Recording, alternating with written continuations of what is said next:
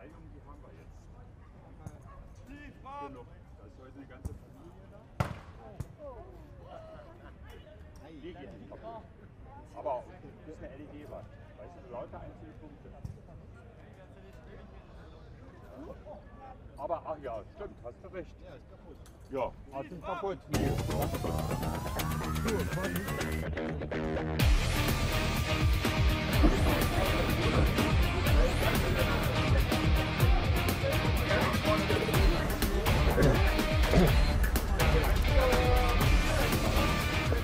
Good afternoon and welcome back to the IBSA Blind Football European Championships 2017 here in Berlin.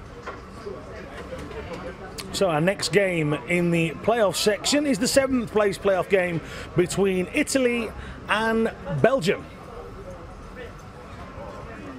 Good afternoon, my name's Alan March. Alongside me is Peter Selby, our match day commentator, and we're going to do something a little bit different as we start this afternoon's show. We've got a very special guest. This young man next to me won a Paralympic bronze medal in 1976. His name is Jens Broman, and he also designed this. This is the ball that we've been playing with. We've absolutely destroyed it because me and Pete are going to show you a few little things in a moment. But firstly, thank you very much, Jens, for joining us. What gave you the idea to create this ball that is now being used at this wonderful tournament? You see, I've been disabled my whole life myself. Is very interested in sport, a sportsman myself.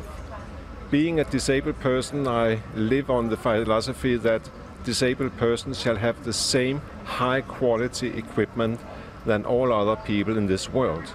So that's why I established the company Handelize Sport, where we are designing first-class sports equipment for the disabled. And there we have the football, the futsal ball, the football for the blind. It is actually a first-class ball. It's a FIFA-approved ball. And then we have designed it in a way with some special sound devices that it is functioning, it's rolling exactly like a normal futsal ball. So we've got this current ball, but I was chatting with you earlier. We actually have a new prototype that's nearly ready to use. What's the difference between the new ball and the one we're currently using? I would say that football has been under development for many years. It's an old sport for the blind, it's more than 30 years old. But the first balls were very strange, either with the sound devices outside the ball, which hurt the players a lot, or maybe a little bell inside, and it was impossible to hear. So we have all the times tried to develop better and better sound devices, which gives a high and clear sound, and which stay durable during the whole life of the ball. And the new sound devices we are creating are more durable and gives a louder sound. Excellent stuff. Pete has actually got one of the discs from inside the ball. As you can see, we ripped it wide open, and Pete's got the little disc that was in there. There are 6 inside each of the balls, and as Pete's demonstrating there, they do rattle. During your time as an athlete, how much do you think has changed, and are we in a much better position now in 2017 where we can just take Paralympic sports forward? I think that sports for the disabled has definitely developed a lot. Both the sports itself, but of course also the approval to the rest, approach to the rest of the world. And through, for example, a company like you, and through television, etc., people suddenly see that disabled people can do something totally as unique as you find in sports in general. I think that the football players here at this event proves that they can do as exciting a sport also for the spectators as normal football players. Maybe one day more people will watch blind football than normal football. Who knows? That would be absolutely superb. Let's take a look at the screen now and see what else is coming up for the rest of this tournament. Whilst we wait for that, you can see on our table here in the studio, we have got the trophies that are available.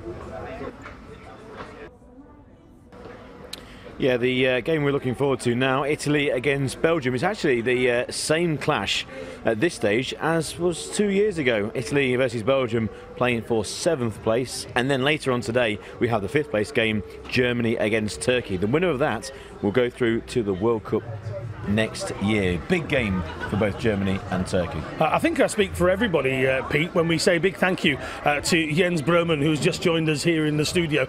Without the invention of this ball, we wouldn't be playing this tournament, not in the same way that we're viewing it here today. So don't forget, England, France, Spain against Russia a little bit later on. At half-time, we're going to give you the goals of the tournament competition once again. So don't forget, you can actually visit the website. You can go to www.euro2017.berlin. You can see the goals on social media as well. That's at Euro2017 Berlin. Get voting. We've got our favourite goals. We'd like to hear from all of you out who have been watching this. Over 1 million people have been viewing this competition so far, and that's without the final games tomorrow. Here, Italy against Belgium. Pete, victories apiece against Romania and Georgia. Just underwhelming against England and France, where Italy competed well against Russia, did Belgium, but we never really got to see what we thought from Belgium. No, they had a very difficult group, a good win over Georgia, but I think their true performance really was against Russia when they lost by 2-0. The problem with Belgium is that they didn't commit many people forward. It was their last group game. Why not try and win the game? And that's what I would like to see from Belgium. Maybe commit a few people further forward, maybe change some positions around, actually go for the win. Italy is completely the opposite. With Italy, they've got 1 or 2 star players. The likes of Pauliobo, 15 years old. He drifted out of the game badly against France, where they were beaten heavily by 7-0. For Italians, I think it's just about getting these young players onto the field, get them used to tournament football. They've been disappointing since that win against Romania, and I think this game is here for the taking for Belgium. Okay, lots coming up later on today. It's a big one. If you're here in Berlin and you're just watching this action before making your way down here to this stadium, Germany against Turkey, and it's winner takes all. It really is. It might be a 5th place game, but it is absolutely huge. The winner of that one gets a place in the World Cup in Spain next year. What a fantastic incentive to play in a 5th place playoff game. I'm going to say goodbye to Peter Selby. He's going to run over to the commentary position, which is where we can go and join our commentary team. There's the ball. The teams will follow that in just a few moments' time. So let's hand over to Jonathan Bell and Peter Selby. Thank you very much, Alan. Good afternoon, everyone, and welcome to Berlin. IBSA Blind Football European Championships 2017. It's the penultimate day, and the sun has definitely saved its best until this final weekend of action. Have Italy and Belgium saved their best for last as well? Both will be disappointed that they've been unable to progress on their positionings from the 2015 European Championships in Hereford. It's the same two once again meeting in a 7th place playoff.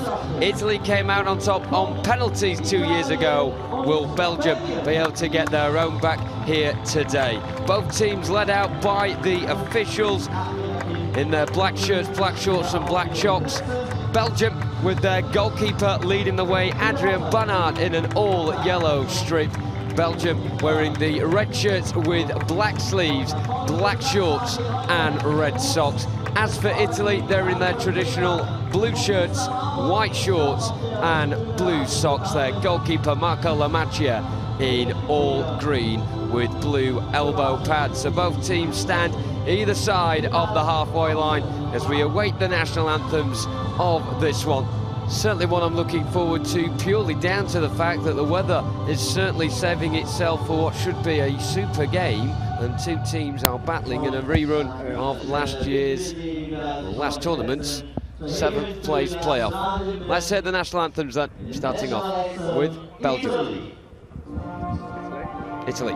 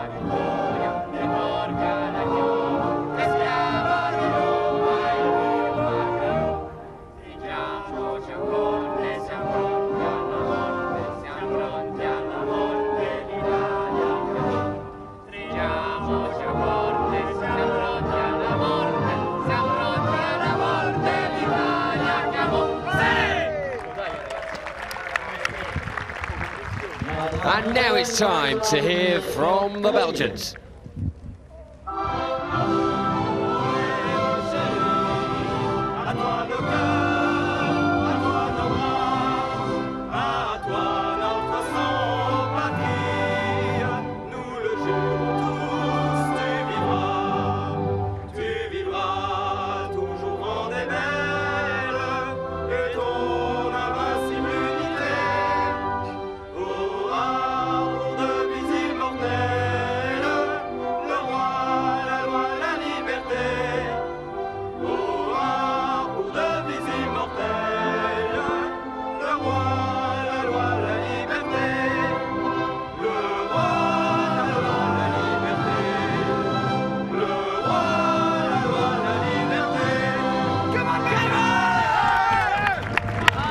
So we are all ready and set then for the 7th place playoff between these two teams to get underway. Let's have a look at how the two teams line up, starting off with Italy. And it's an interesting change in their starting lineup with Paul Ayobo, their main man, their only goal scorer in these championships, with the 4 goals he got with Romania, being dropped to the bench. Taking his place, number 6, Nicola Mauro, who's been somewhat of an understated quantity in the Italy squad throughout these championships, making most of his appearances from the bench. Fabrizio D'Alessandro, the veteran at 46 years of age, captains the team.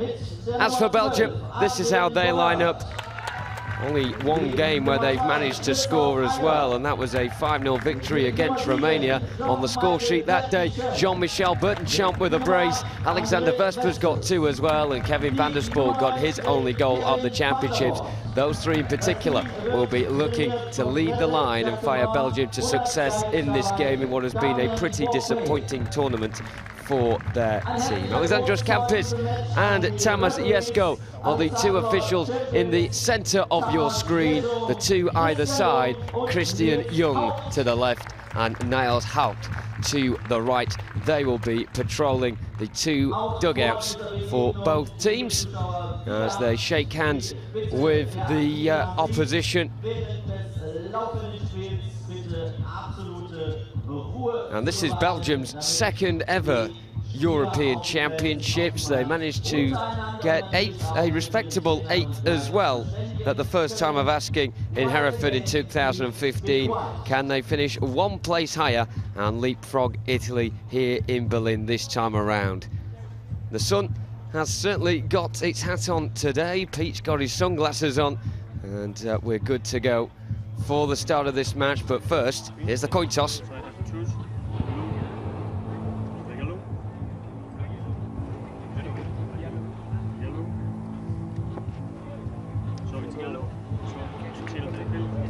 This side?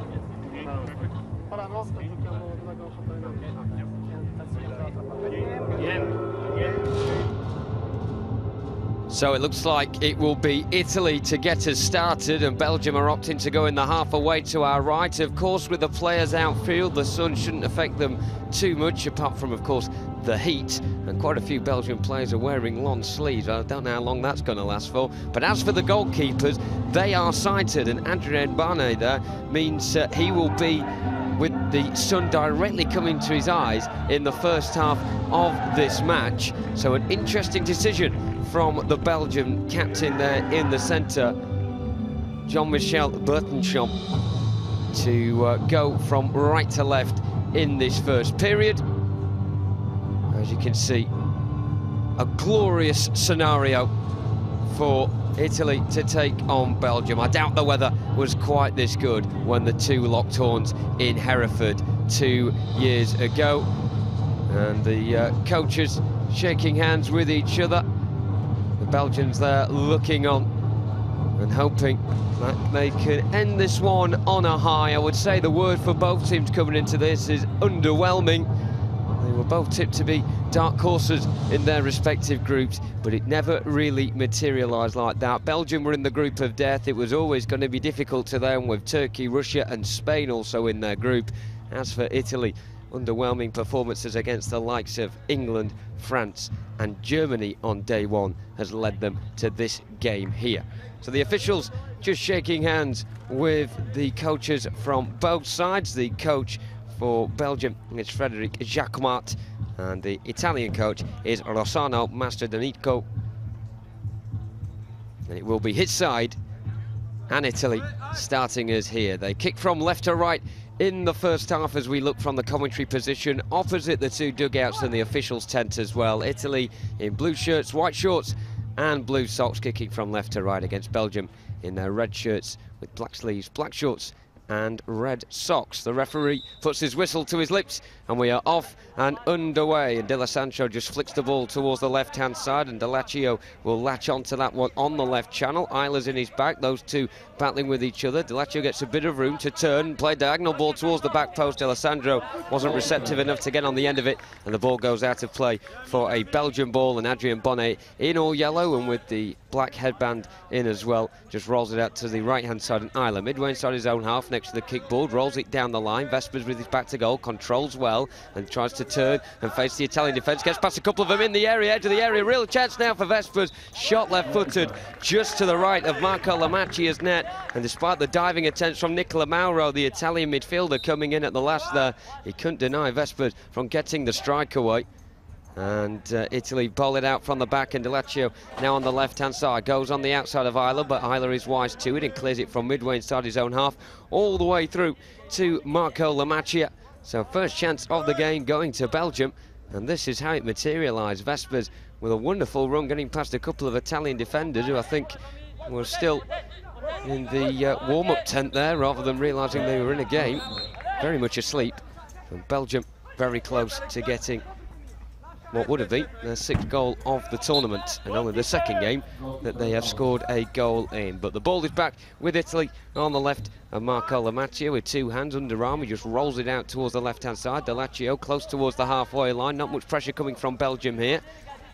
Delaccio tries to go on the inside of Vespers and run down the centre. A fair tackle according to the referees. Voy was called by Vespers, and the ball ricochets to out the near side, the left, and Burtonshop turns in field. A nice low diagonal ball over halfway to the right hand side, and Vespers trying to get past Mauro. Mauro holds it up well near the kickboard however, and will run towards his own byline, keeps the ball in just about on the left, tries to kick it away first time around with the left foot, misses, but Vespers' lack of pressure means he gets time to clear it away with the right foot. Down the left side, D'Alessandro goes over the halfway line, and he hesitates a bit as Eiler comes across close to him. D'Alessandro goes down in the challenge of Eiler, well won though by the Belgian man fairly, and he gently rolls it over the halfway line. Delaccio gets there at the second attempt as he now comes forward with the ball just right of centre. Vespers, his opposite number, comes and closes him down and gets a left foot on the ball to clear it to halfway, but Mauro is close on the scene as well, and all of a sudden Belgium are trying to pressure Italy when they have the ball, something they weren't doing in the first 2 minutes. D'Alessandro, left-hand side, right in front of the Belgian bench, comes back towards halfway, then turns back on the outside left, now going towards goal. He's got an opportunity here, three Belgians in front of him, gets past one of them, Eiler, who then manages to get there at the second attempt due to the fact that D'Alessandro run into a cul-de-sac of Belgian bodies on the edge of the area, and the ball is cleared away down the Belgian right. Over halfway, Mauro will let the ball roll through towards the byline, but I don't think he was aware that Vespers was there. He can cut in from the right channel, goes down on the edge of the area in a central position, and it's the first set-piece opportunity of the game. It goes to Belgium, and I think the foul came courtesy of Nicola Mauro there, the Italian number 6. The officials just going to the far side and making that clear to the dugout. It really was a Belgian sandwich there with Vespers in between the two Italian players, and the referee has indicated it is a team foul against Italy. You're allowed 5 team fouls before you concede an 8-metre penalty. So after 2.5 minutes, Italy, the first ones to get on the wrong side of the officials. Belgium will take this one in a very central position. It's very much like a spot kick this, but the Italians have a 3-man wall to the left of Marco Lamacchia's net as he looks on. And the 2 men forward for Belgium will be the 2 to take this. Burtonshop, the number 7, stood behind Alexandre Vespers, and now the goalkeeper Lamacchia just puts D'Alessandro in the wall as well. So it looks like a very solid wall for Italy, blocking out the right-hand post, as Vespers and Burton Chomp's perspective is. And the guard behind the goal for Belgium, Damien Pourbet, just tapping either side of the goal frame.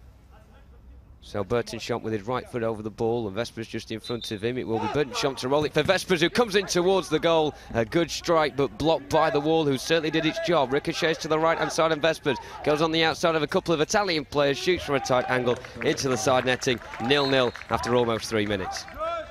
Yes, 0-0 after 3 minutes, and rolled out to the right for Italy to start their latest attack. Up to halfway, runs into Vespers in the centre circle for Belgium. Over to the right kickboard, stops, tries to drag the ball back around the player and goes to ground. Free kick given for Belgium inside the half of Italy. Italy shooting from left to right in their blue shirts and white shorts, blue socks, the classic Italian kit with. And Belgium from right to left from our position high up in the stand behind the camera that you're watching. If you're watching the live stream, if you're here in the stadium, we're opposite the dugout where the officials have signified the second team foul for Italy. And Belgium are in black and red with black shorts and red socks. Standing over the ball. It's both Burton Chomp and Vespers. Burton Chomp on the right, shoots from distance, misses the goal on the right-hand side, caught the ball well, he was travelling past the post, and the goalkeeper never moved. He rolls out to Sandro on the left, crosses the halfway line now, more of a central run. Delaccio up to the broken line, just loses the ball, runs through to the all-in-yellow Belgian keeper, who side foots the ball forward for Vespers. Vespers controls inside the Italian half, pushes one player to the ground. He's in a central position. Now he's being forced out to the wide right kickboard, loses the ball to Delaccio, who leans back into Vespers. And now his teammate Mario will bring it over halfway. Down the centre again, inside the centre circle. Bertachon gets a touch on the ball, forwards it for Vespers, who starts a run towards goal. Down the centre, into the D, left footed, can't get a shot on goal. It goes out for a goal kick. Just at the point of impact, he had to slide for the ball and didn't make good connection. It runs out for another restart to Italy. Throw down the right, finds Francesco D'Alessandro, the captain of Italy. He squares it over to the left, back inside his own half. Delaccio takes it up, bald-headed player comes forward, stops, now goes again to the broken line, stops, pulls it back, shoots from distance wide of the left-hand post. And at the moment, shots are not on target, but it's quite an open game, Jonathan. Certainly is, and both teams giving it a bit of a go, something they haven't really done in the group stage, and that's why they're here. Burton Chomp's in the centre circle for Belgium, kicking from right to left, plays it down the right-hand kickboard of Vespers, the furthest man forward for Belgium, tries to go towards the edge of the penalty area, gets brought down from behind by Delaccio, and it'll be another free kick for Belgium. Right of centre this time around, so not the ideal position for a shooting opportunity, but nonetheless a threatening opportunity for the Belgians. And the referee just goes across to the tent on the far side, indicates it's a third team foul of the game from Italy after just 4 minutes and 20 seconds. So it's a three-man Italian wall this time around. And Marco Lamaccia, the Italian goalkeeper, in all green with the blue elbow pads, is just directing his wall exactly where to stand. And now the toe posts have been tapped, should I say, by Damien Pourbet, the guide behind the goal in his grey short sleeve top, black shorts and black socks. So free kick right of centre for Belgium, 9 yards out, and it's Vespers to shoot with the left foot, and it drifts well wide of Marco Lamaccia's right hand post, and it will be a throw for Italy at the back with their goalkeeper. Bowls it out towards the right hand side and the halfway line. Mauro turns to face Vespers, plays a nice left footed ball down the right channel. D'Alessandro's not quick enough to get on the end of it, however, and it goes out for a Belgian ball. Bonnier bowls it out diagonally towards the right, over halfway, gets to the feet of Vespers, who's had a bright start to this game. Delaccio recovers, gets the last touch on the ball, but runs it out behind his own byline, and it will be a Belgian corner on the right, and they are slowly edging their way into this one of the Belgians, and if they score soon I would not be too surprised. However, they've only put 2 players up for this corner, and they've both gone across to the far side to take it. Italy with everyone back in their own penalty area, 3 of the players just sort of making a wall at the front post so that Belgium can't take the shortcut and dart towards the front post. So instead they're going to have to go round in a wide arc. Vespers will be the one to do it. In fact, turns with a nice pirouette. Right side of the area, goes for a shot on the angle. It's blocked by the legs of Delaccio, who battles away with Vespers and forces the ball over halfway. And Belgium are back in their own half of the field. It's a loose ball that Isla manages to get himself there on the end of before D'Alessandro. He then rolls it down the right channel of Vespers. Vespers right side of the area, right footed shot on the angle. Goes straight into the hands of Marco Lamacchia, who managed to save low. He bowls it down the centre, but Bertenskamp recovers well and slides in to block the ball with his bum in the end. And then on the right hand side, he plays it down the line and it bounces off the kickboard into the path of Vespers. Delaccio manages to get himself onto the ball first. It's been a good battle between the two number 8s. The more stockier Delaccio for Italy coming out on top though against the lankier Vespers. Here comes Delaccio down the centre, just towards the left hand side. Isla with a really good tackle there. Isla certainly outfought physically, but not mentally, and he managed to stick himself into that situation. It then goes back to Delaccio. His shot from just outside the broken line goes straight to Bogno, who bowls it down the centre, searching for Vespers. Well blocked by Mauro in a central position. He now charges forward. So 2-on-2 if Italy play it right. He goes down the left-hand side. Isla in his way again, the small number 2 for Belgium. Mauro wins it at the second attempt alongside the kickboard. Italy have got it on the byline. Mauro wriggles his way towards the front post, pokes it towards goal, and it was a very tight angle, but it hit the outside of the post. But fortunately for Belgium, goes out for their ball. Yeah, long throw down the right for Belgium by the keeper, all in yellow, controlled by Vespers on one knee. Inside the Italian half, tries to square the ball over Bertenskamp, but it's intercepted by Mauro. The defender comes forward, pushes out the way. Vespers kicks the ball over halfway down the centre, and there's too much on that for D'Alessandro to try and keep in. And another throw out for the Belgian keeper, this time down the right to the feet of Vespers, who's well inside the final third, turns away from Delaccio, now drifts inside on his left foot, just pokes the ball a bit too far across the D, and his shot from the angle is blocked at the near post by the goalkeeper, and it goes out for a corner to Belgium. Good play there by the keeper originally with a pinpoint throw down the right. There was less on the ball, there was less pace on the ball, which meant that not only could Vespers control, but then he could start his run quickly, which meant the defence were not ready, and that's how he got his shot in. But it's a corner on the left for Belgium, and it's Vespers along with Bertenskamp. It's going to be Vespers to take. He just dribbles it forward a couple of yards, now stops, now starts an arch run around the D, breaks for Bertenskamp, who bundles it towards goal into the hands of the goalkeeper. An easy save really, but it was a double kick. He almost caught it with his shin, and then with the outside of his right boot, there was no power on it through to the keeper. Mauro down the other end just gets pushed by Bertenskamp and goes over for an Italian free kick on the broken line, a yard in from the right kickboard, and it's another team foul. This time against Belgium. It's 3 actually for Italy in these first 6.5 minutes. They can only allow 5, remember. Any more 8-metre penalty kicks, and the drama of those 8-metre penalty kicks last night, Jonathan, in those epic semi-finals. There's a substitution as well for Italy. Coming onto the field are the two youngsters, 7 and 10, Poliobo and Francesco Cavallotto, and coming off are the experience of Delaccio, number 8, and number 9, Fabrizio D'Alessandro. So 2 of the mainstays of the Italian side for the last 15 years are being replaced by the future 15-year-old Poliobo and Francesco Cavallotto, who is only a year older.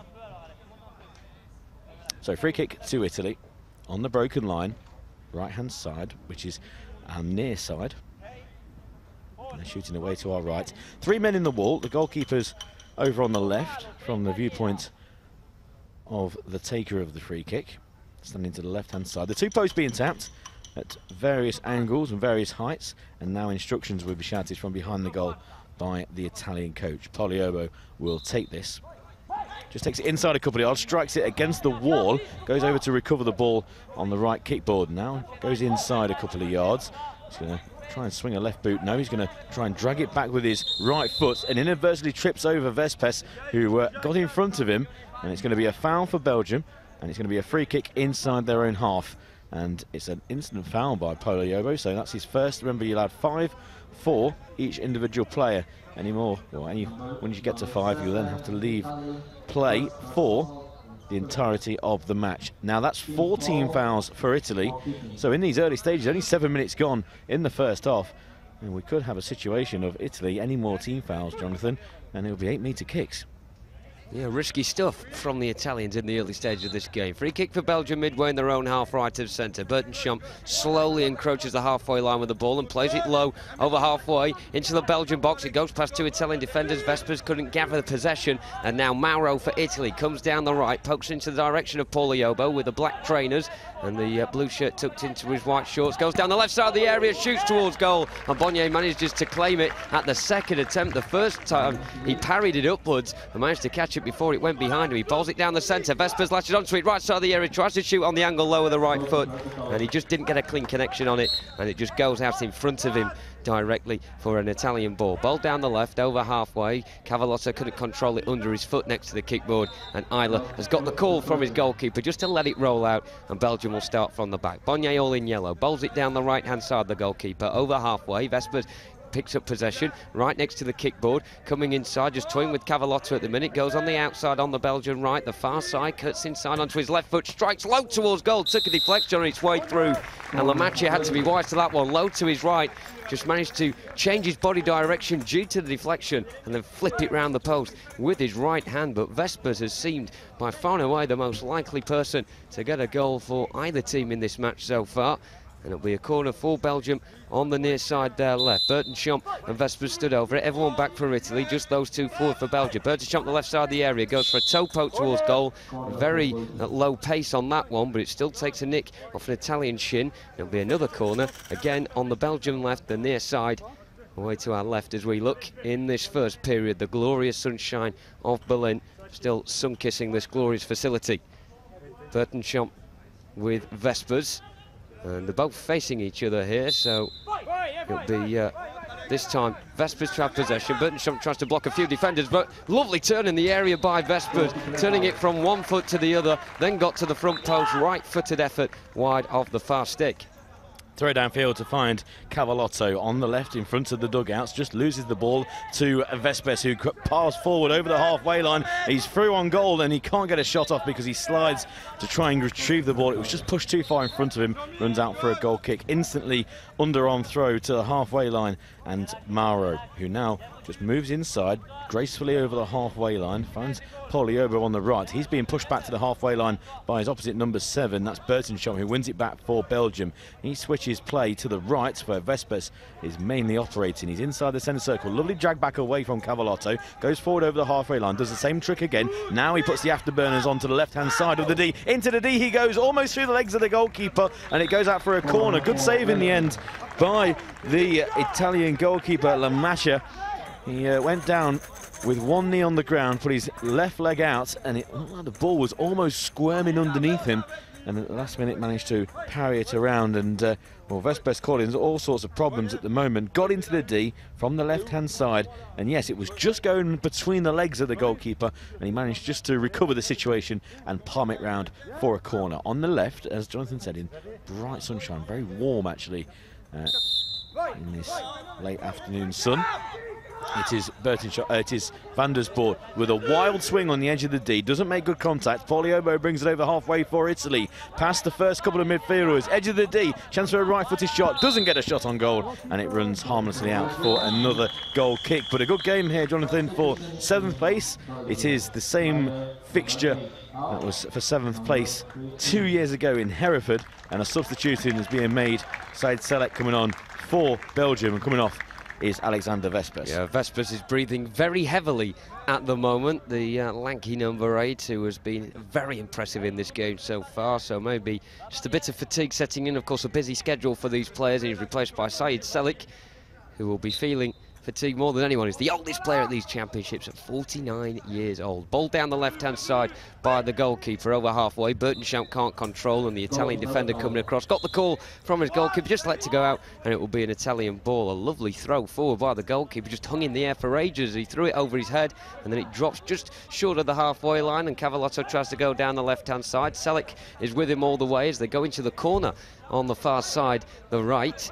And Selek then goes down under a challenge by Cavallotto, a 17-year-old against a 49-year-old, and neither coming out on top. So Van der Spoor, the big number 9 for Belgium, goes across to the far side, wins the ball, and he dribbles his way forward. Inside now he goes. There are 2 players up for Belgium and everyone back for Italy as they just cross the halfway line to Belgium now with Bertenschamp wriggling from the left side all the way towards the right. Well tackled by Cavallotto on the left side of the area for Italy. He tries to pick up the loose ball, but Bertenschamp is there first, holds off Cavallotto behind him. He's got his back to goal alongside the far kickboard. Then he goes back into his own half due to the pressure. He comes round in a wide arc towards the near side, the left, trying to get past his opposite number 7, Pauliobo. Does so as well, and now he darts across to the far side. He's struggling here, Bertenschamp. Everyone on his team is in their own half, and Bertenschamp has been tasked to take on the 4 Italians himself. He's forced into the edge of his own centre circle in his own half. Pauliobo tackles him, so it ricochets to the edge of the Belgian box. Van der Spoort tries to bulldoze his way through. Pauliobo, who's up now for Italy to try and win possession.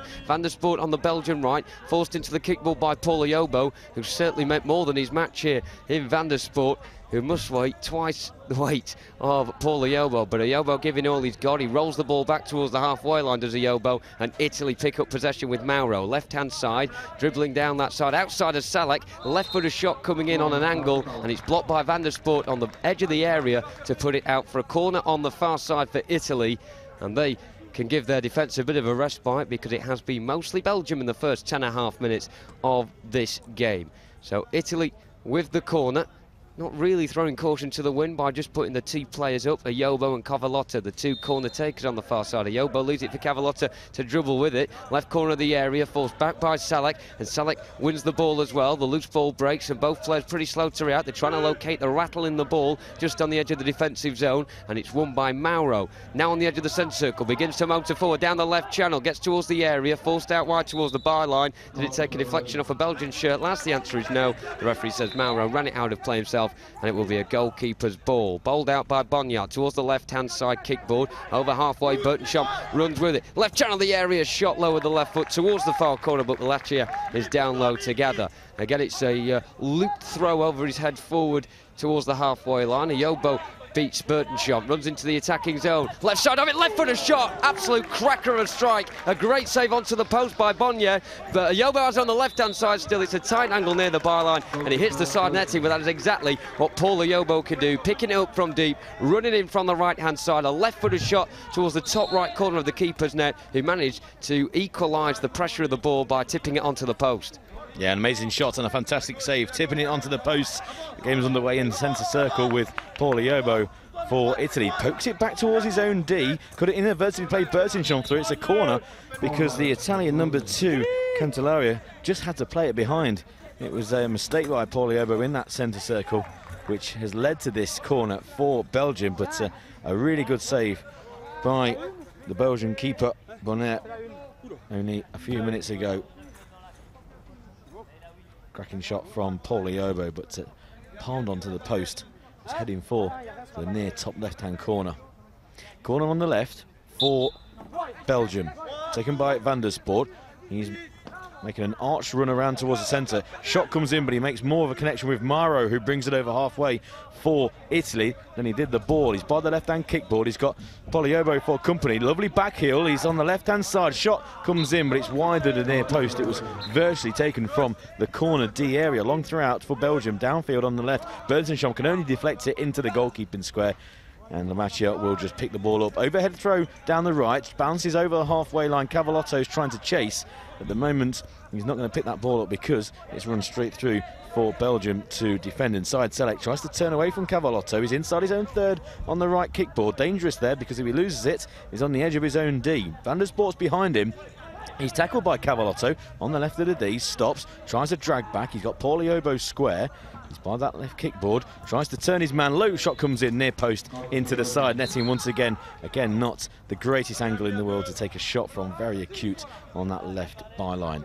Bertenschamp in the centre circle, tries to run over to the far side, the far right for Belgium, beats Pauliobo. He's up to the broken line, just misses control now, has to go over to the kickboard to use it to then gain control of the football. All the time he's just making his way down that right side. Now he comes back towards the central position. Pauliobo with a crunching tackle, fantastic challenge, 7-on-7. Pauliobo herring downfield, almost collides with Iders, who just pokes it back over halfway down the centre for Bertenschamp, who's now got to his feet, but it's brought out by Mauro over halfway for Italy, dragged back away from the Belgian defence. Now he's running straight through them, goes to ground theatrically, nothing given, and the goalkeeper can throw out. Yeah, the referee pointed to his ear there, saying he heard the call of void by Van der Sport, so no wrongdoing. Bertonshop at the other end, he's got two Italian blue shirts around him on the edge of the area. One of them, Cavallotto, clears to the right, and Italy are now the ones on top, marching forward with Ayobo. Down the centre, he's got three red shirts around him, tries to go on the outside the left. He runs into trouble, though, and it goes all the way out of play for a Belgian ball, who will soon be making a substitution. Not yet, though. Bonyard, all in yellow, which is very appropriate for this weather, rolls it out to the right, and Salek midway in between the byline and the broken line, comes up towards the broken line now. He attempted to pass it, he didn't get much purchase on it, so Ayobo could come onto a loose ball, and Salek goes across to that kickboard on the far side to try and meet him. Ayobo falls to ground, Sayek comes out on top in that physical battle, and Salek tentatively comes up towards the halfway line. You can see why he's a defender rather than a forward, and he leaves it for Bertonshop now to show what he can do. Left corner of the centre circle, inside the Italian half. He's got four blue shirts in front of him. He goes inside of them all, right for the shot towards the far corner. It's not the most powerful of efforts, certainly not accurate either, and it goes wide of Lamachia's left-hand post. We will have a substitution for Belgium now. Coming onto the field is Alexander Vespers, and leaving the pitch is Syed Salek, and this is Belgium now beginning to return to their more offensive style. 14 minutes gone, it's goalless, but very entertaining goalless draw. At the moment, the goalkeepers are not being worked enough for my liking. There are plenty of shots coming in, but most of them are going wide, and it's just that one tremendous save by Adrien Bonner for Belgium, tipping a Ayobo special onto the post. Throw out by Lamachia, finds Maro in the centre circle, now goes straight towards the edge of the D and just runs the ball into the defence and carries on his run through without the ball. Ayobo on the broken line on the right, gets past Bertonshop, he's still on the broken line, coming across is Vespers. He can't control the ball, and it's still with Yobo. Shoots from distance, left-footed into the chest of Isla, and it goes out on the right for Belgium. Bertonshop gets tackled by Ayobo, who's a lot more active in this game than the previous encounter, which he was very disappointing. Ayobo on the broken line, drifts over to the left, loses the ball, and Ides will bring it up for Belgium. Again, Ayobo gets back. He's very physical, and he's jockeying with the Belgium diminutive number 2 inside his own half, again in front of the dugouts on the far side. Now Ayobo has it, tries to square the ball over to the right. There was no one there. It comes off Ides, and it's stopped from going down to play for a corner by his own right corner. Tries to play it down the right kickboard. He's going to have a second opportunity under no pressure, coming up to halfway. There's a player in front of him in Vespers, but between them is Cavallotto. He intercepts the pass for Italy, tries a Marseille roulette inside his own half. He's then just clears it now downfield. He's had enough with the tricks and just gets rid of the ball. It's going to run through to the goalkeeper. The goalkeeper's shouting to the players,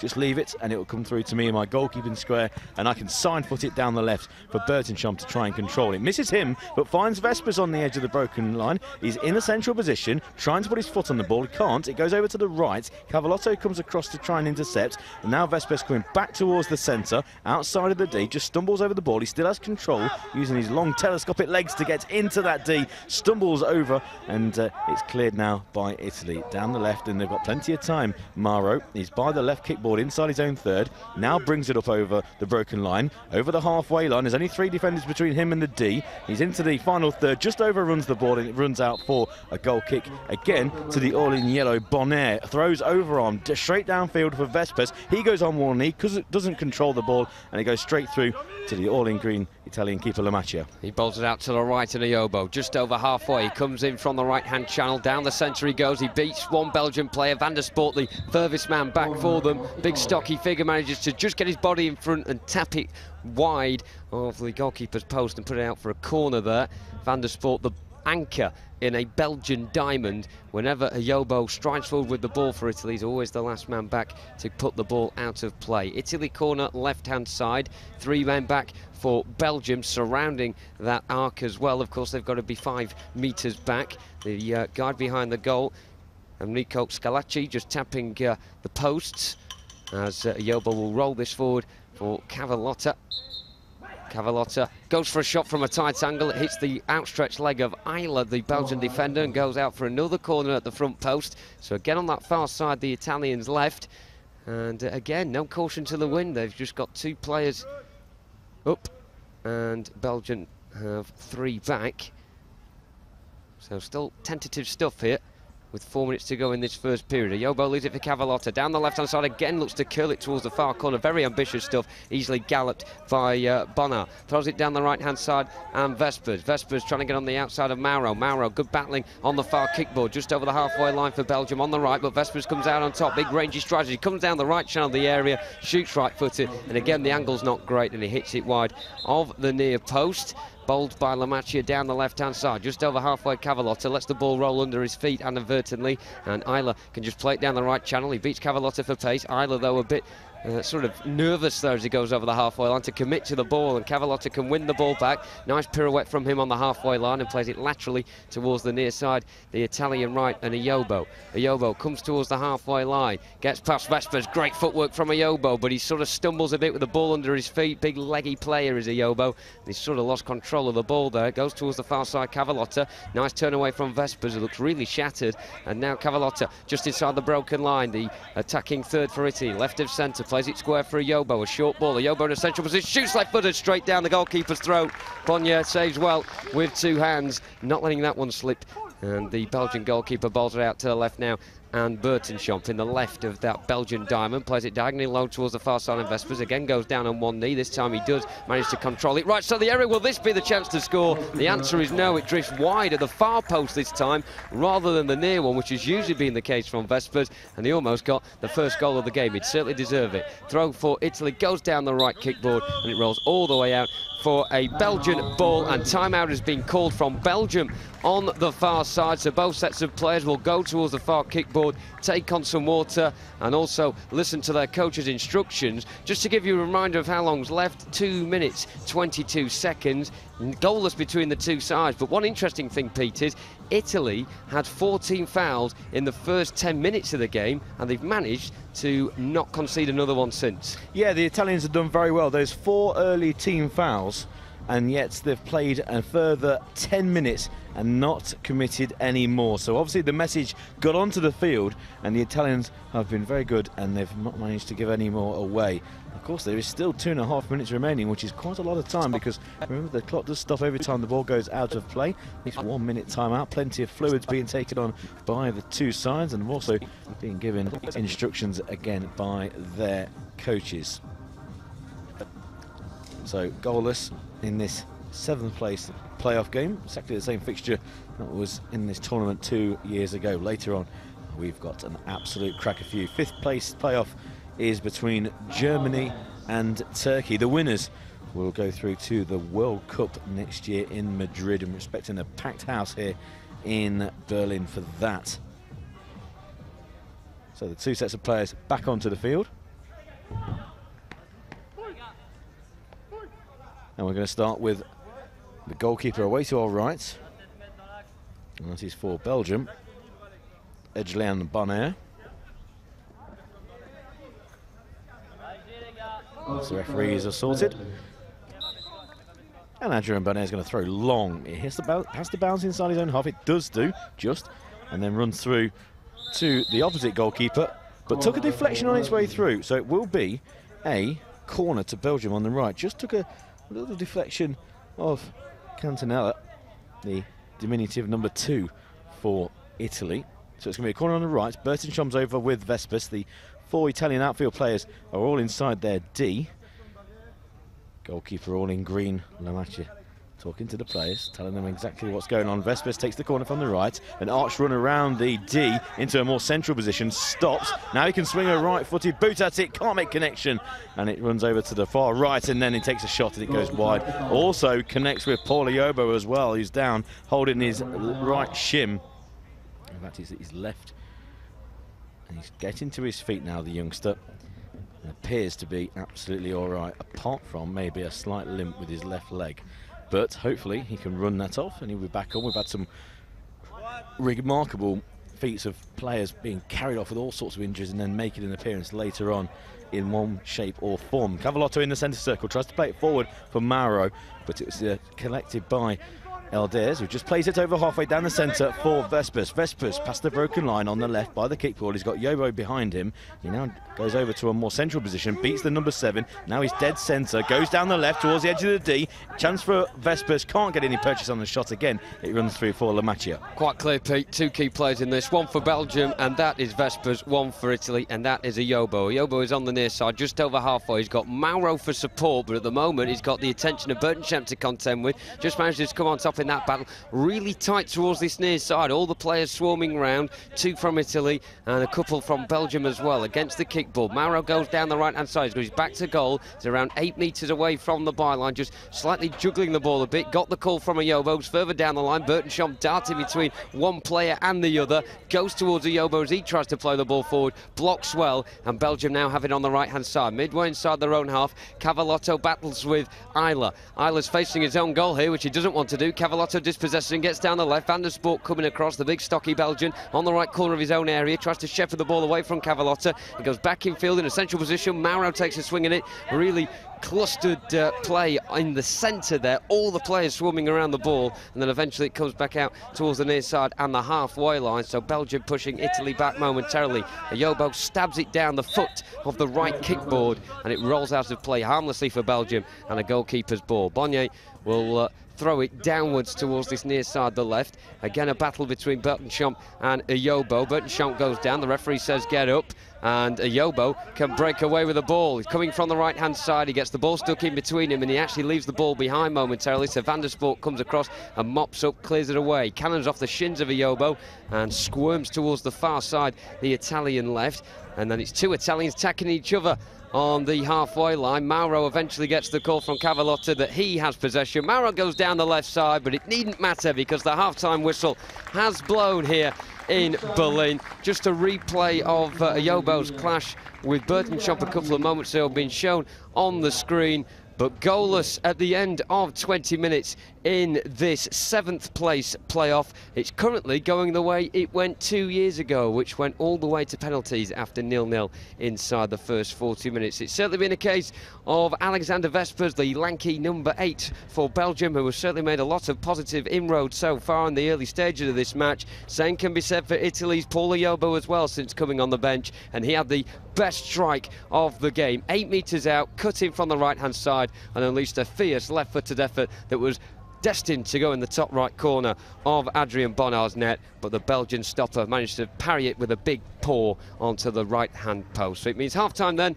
here in Berlin, it's Italy 0, Belgium 0. 20 shots from Belgium, 11 from Italy. 0-0 is our scoreline. So 0-0 here at half-time, but we have been running a goals of the tournament competition. Let's take a look at that, shall we?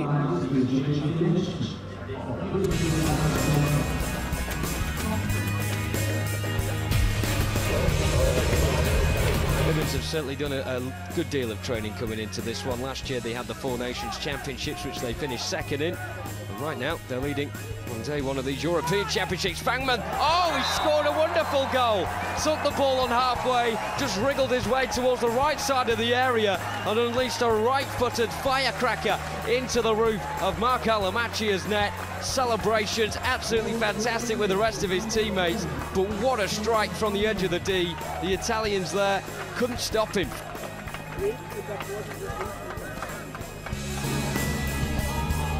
Towards the Turkish stopper, up towards the other end of the field it goes. A slight hesitation from the Belgian defence, and a 3rd goal for Turkey in the process as Hassan Satay gets 2 quick-fire goals for the reigning European champions, who are certainly beginning to show exactly what they are made of now. A beautiful bit of control from Hassan Satay, managed to hold off David Dortu before turning on the outside onto his right foot on the angle and slammed one in into the top right corner of Willian Sechi's net. It is Turkey 3, Belgium 0. Exquisite control, and how about that for an accurate finish? score more. Martin, lovely ball from the left-hand side inside his own half, picks out on the right, Alamar. He's got two men in front of him in the D. Goes past one, what a goal for Spain! The wonder kid Sergio Alamar moved the ball out of his feet. A right-footed shot from the edge of the D. Nestles in the top left-hand corner. The goalkeeper never moved. It's 5 for Spain. Wonderful bit of control from Sergio Alamar, shifting it from the left foot onto the right foot, right-hand side of the area, and black Bashlashvili. Myers on the edge of the France penalty area, trying to work a route towards the France goal. Good tackle coming from Pedersen, who bursts now over the halfway line. The German defenders beginning to retreat. Pedersen going alone here, shot with the right foot. What a goal from Jerome Pedersen. He doubled France's lead right at the end of the first half. Germany at one end missing a penalty, and Jerome Pedersen bursts over the halfway line on the counter-attack to rub salt further into the German wound. A wonderful goal from him on the right side of the area. A low shot past Leitch and into the net. Position number 6, Martin Baron, now brought out by the tall Dan English down the right-hand side. Over the halfway, dribbles inside, past the broken line, edge of the D, into the back of the net. What a start for England, and what a start for Dan English. A cracking goal that started in his own half. He went over the halfway line, right-hand side, drifted into a central position, and then let fly from all of 10 metres. Goalkeeper with no chance, past his right-hand side in a blink of an eye. With his right foot, Dan English opens the scoring in style. It's England 1, France 0. Just the start that John Pugh would have wanted from his England players. A tremendous finish. Showing off his control down the right. Right-footed shot into the back of the net. What a goal for Spain. And their number 10 and captain, Youssef Al-Hadawi. A right-footed thunderbolt from the right-hand side of the attacking third. It's only taken just over a minute for Spain to go 1-up in this vital Group B clash here in Berlin at the IBSA Blind Football European Championships. 1-0 Spain.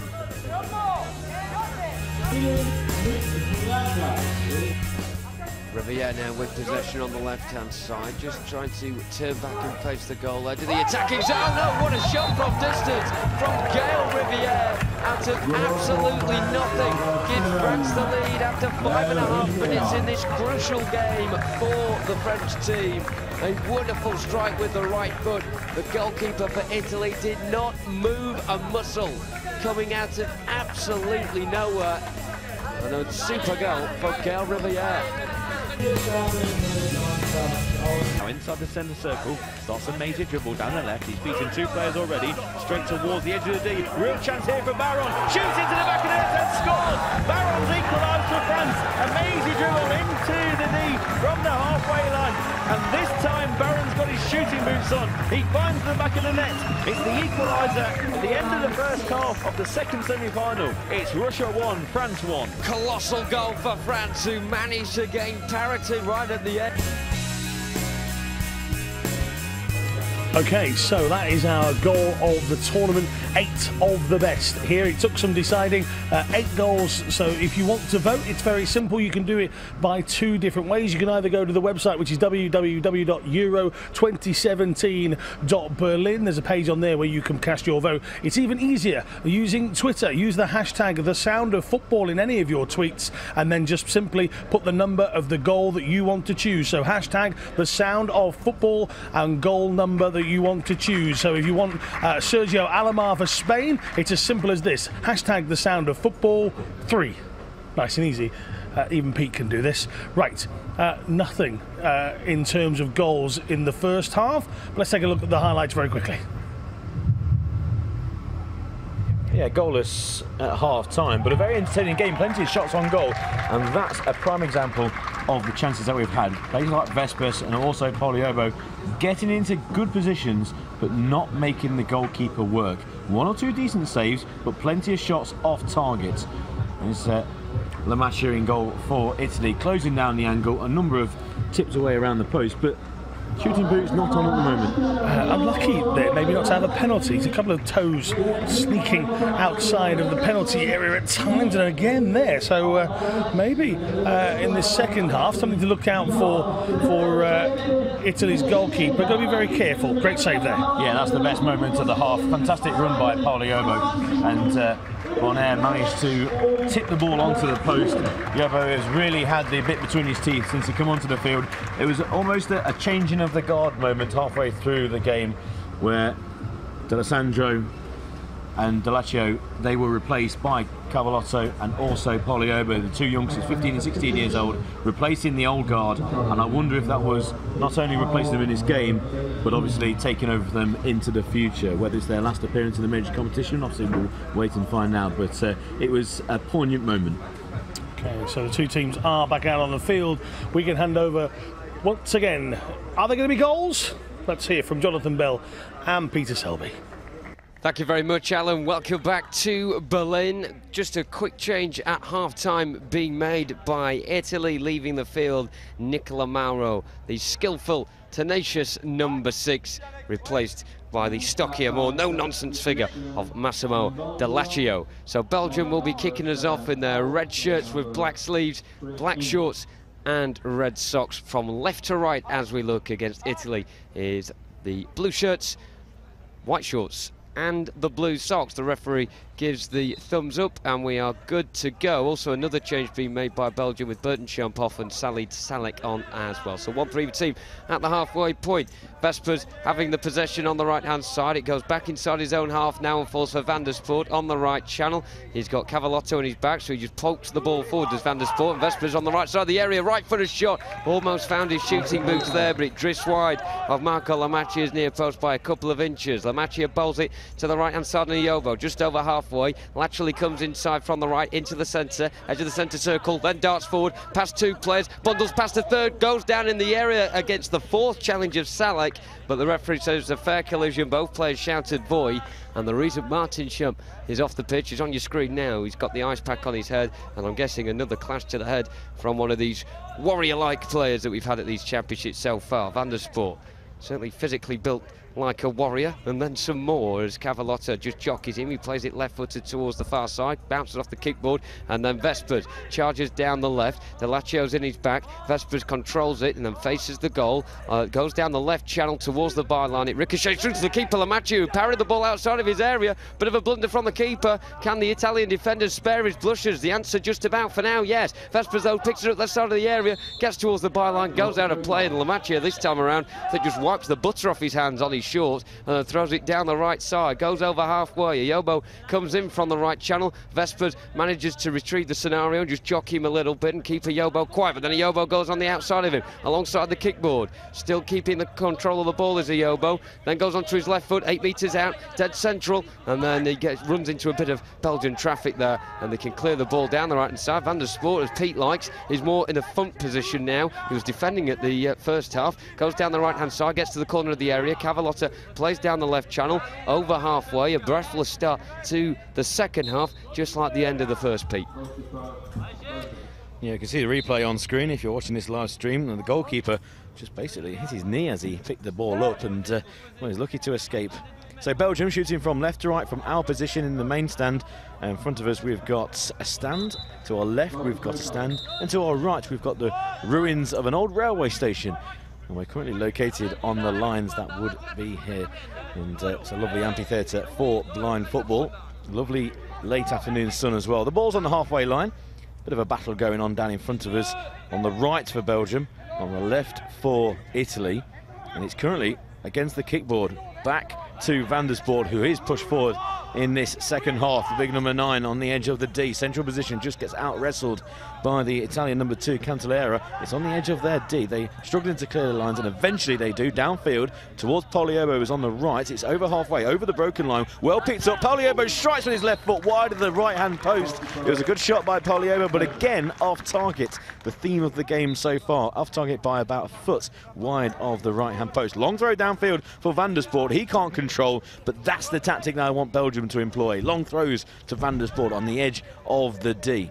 On the halfway line, it's the number 8, Delaccio, just turns his man, plays it down the right towards Poliobo. He can't pick it up. The first time of asking, he now has it inside the centre circle.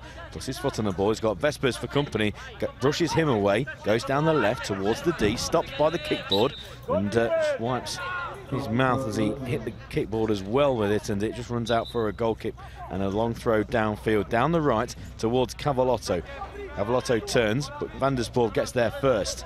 And it's going to drift out possibly for a corner. No, it's stopped by Van der Spoort. He's got his back to goal. He's on the right-hand side of the D. He's got also Cantalera for company. He's by the kickboard. Van der Spoort now is being pushed back to the broken line. He's past that, and now he's near the halfway line. Then the goal he's trying to shoot. Tries to flick it around Cantalera. Somehow he managed to get free, and now he's in the centre circle. Strikes from distance, and that hits the left-hand kickboard and goes out for a goal kick. So poor was the shot. Long throw downfield by the Italian keeper Lamaccia. Finds Cavalotto on the halfway line on the left. Tries to drag it away from Van der Spoort, but a good tackle by the Belgium number 9. He has now possession on the Belgium right in front of me. He squares it across the broken line for Vespers, who's been quiet in this second half. 4 minutes gone, still goalless. Vespers tussling with Delacio, the other number 8. Vespers has it, central position on the broken line, tries to drag the ball back, loses control, and again Italy can bring it up to halfway. Cavalotto on the left, trying to turn his man. It's quite scrappy at the moment. Vespers fights back in the centre circle and now goes over the broken line on the left. Now central position, right-footed shots deflected wide of the right-hand post. The goalkeeper was rooted to the spot because of the deflection. It's going to be a corner to Belgium and a scary moment for Lamaccia. It was a shot which I think the goalkeeper would have easily saved. Not a lot of power, but a big deflection off the left leg of Delacia, and it went wide of the right-hand post. The goalkeeper just rooted to the spot, and it trickles wide by a number of inches. Corner to Belgium.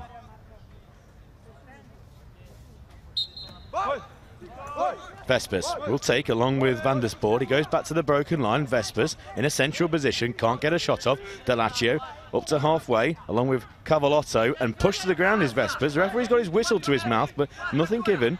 Cavalotto down the left. He's into Belgian territory. In fact, he's by the D, but he's trapped against the kickboard. He's got Said Selek all over the back of him, the oldest player in this tournament. Back to the broken line against the left-hand kickboard. And the youngster Cavalotto taking his time back to the halfway line. Switches play down the right where Poliobo is. He's going to have his work to keep this from going out of play. He does keep it from going out of play by the right-hand side. Kickboard goes to ground under a good tackle by Vespers. It's back towards the halfway line, and Delacio, who beats Vespers down the right kickboard. He's got plenty of men forward here for Italy, and there's a clash of heads by that right kickboard, and it's going to be an Italian free kick, and there might be a number of injuries here because of that clash of heads. It's Delacio holding his nose, and the free kick will be given for a no void called by the Belgium number 8 Vespers. There's going to be a substitution as well. Van der Spoort will be coming off the field, number 9. That's the first team foul of this half. So Van der Spoort's going to be replaced by Bertenschamp. So 9 will be replaced by 7. Bertenschamp coming onto the field. It will be with Italy and this free kick. A yard in from the right kickboard, deep inside the final third. Poliobo standing with Delacio. 2 men in the wall, although across comes Bertenschamp to make it 3. And in fact, they're adding a 4th as well. So all 4 players in a wall covering the near post. Poliobo listening for the taps of the post. That's the near post being sounded, and then it will be the far side, which will be the far left for them. And now the instructions given out. Goalkeeper Bonnet crouches down low on his goal line, all in yellow, the goalkeeper. It's going to be Poliobo from the right. Left-footed shot straight at the goalkeeper, who just parries it and picks it up at the second bounce. Underarm throw to the halfway line. Down on one knee is Bertenschamp, controls. Now he comes up to the halfway line in the centre circle. Across comes Poliobo and tackles the dallying number 7, Bertenschamp, who thought he had a lot more time than he did, but he does well, wins it back, and now goes over halfway down the centre. He's got Delaccio in front of him, just stumbles over the ball in the centre circle, goes to ground, nothing given, and Delaccio can bring it out for Italy over the halfway line on the right. Now he comes across to the left, more central actually, Delaccio, just outside the centre circle. It was almost pulled to ground there by Bertenschamp, but he's still going across the broken line. 2 men left, forced out wide to the left on near side, where Pauliebo takes over. He makes an arched run back to the centre, stops in the centre circle, now goes down the left-hand side. Shot from distance, hits the post, hits the right-hand upright and comes out to the edge of the D and brought out by the Belgium number 7, Bertenschamp. Bertenschamp over halfway gets brought down by Pauliebo. That's a free kick just inside the Italian half, and I think a little bit of frustration in that tackle after his earlier left-footed effort hit the right-hand post, and it could even possibly be a yellow card for the young number 7. It was a deliberate trip on his opposite number. Seeing a replay on screen if you're watching the live stream of Pauliebo. Shot from a central position just outside of the D, and it hits the right-hand post and comes back out. If you are watching the stream, then follow us on Facebook and also on Twitter at Euro 2017 Berlin. And then you can also use the hashtag #TheSoundOfFootball, and why not vote for our goal of the tournament competition. Lovely little Marseille roulette by Vespers into the D, runs into the goalkeeping square, just slightly overruns the ball, Alexander Vespers, and again he's done that on a number of occasions in this game. Long throw down the right, he's just going to run out of play for a goal kick to Belgium. And there's going to be another substitution. Van der Sport's going back on, and it's going to be Alexander Vespers who will go off. There's rolling substitutions in blind football. You can have 6 per half. So number 9, Kevin Van der Sport, will go onto the field. And coming off is Vespers. If you've got any questions, then again, use that hashtag #TheSoundOfFootball at Euro 2017 Berlin. This is the playoff for 7th place, and it's the same fixture that took place 2 years ago in Hereford. Later on tonight, 7:30 local time, Germany against Turkey for 5th place and also qualification to the World Cup next summer in Madrid. Ideas down the left, plays it towards Bertenschamp, but intercepted by Delaccio, who brings it up to halfway in the centre circle for Italy. Now over the halfway line, past the broken line on the left. He's got 4 Belgian players around him, swings a right-footed shot that goes nearer the left corner than it does the left post, and goes out for another goal kick by Bonaire. Just drops it out of his D to the right, where Salek is. And Salek will control. Side-footed ball from his right-back position all across the halfway line to the left. Bertenschamp controls for Belgium. He's going to be the main threat now. Halfway line, past the broken line. Shot comes off Cavalotto, who was only a couple of yards in front of him, and goes over to the right for Italy.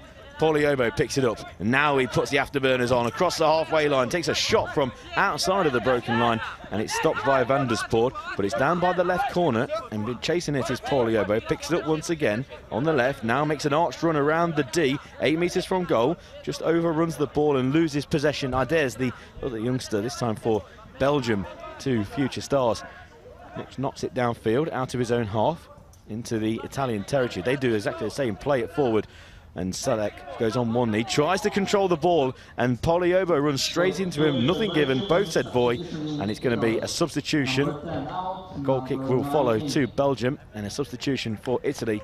Coming on is Francesco D'Alessandro, the captain of Italy, and coming off is the youngster number 10, Francesco Cavalotto. 7.5 minutes gone in this second half, still goalless. If it does remain goalless after 40 minutes, then it will be penalty kicks. Best of 3, and then sudden death if it's still a tie. Long throw down the right by the all-in-yellow Bonaire. Controlled by Bertenschamp on halfway, stops in the centre circle, tries to drag the ball back, and it carries on moving over to the left, but he does retrieve the ball back on the halfway line. And now inside his own half, and across comes D'Alessandro to try and win the ball, doesn't.